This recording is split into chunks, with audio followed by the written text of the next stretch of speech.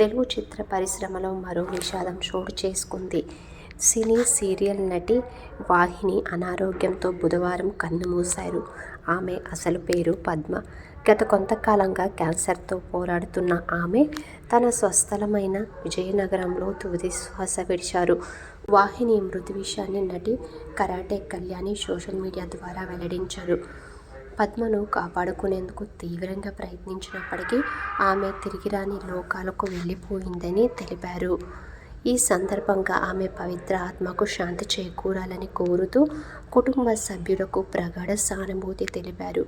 వాహిని మృతి వార్త తెలియగానే పలువురు సినీ, టెలివిజన్ రంగ ప్రముఖులు, అభిమానులు ఆమెకు సంతాపం తెలియజేస్తున్నారు. 1978లో విజయనగరంలో జన్మించిన వాహిని టెలివిజన్, సినీ రంగాల్లో జయవాహిని అనే పేరుతో ప్రసిద్ధి చెందారు. చిన్న పాత్రలతో తన నటనా ప్రస్థానాన్ని ప్రారంభించిన ఆమె అనేక తెలుగు, తమిళ చిత్రాల్లో నటించారు.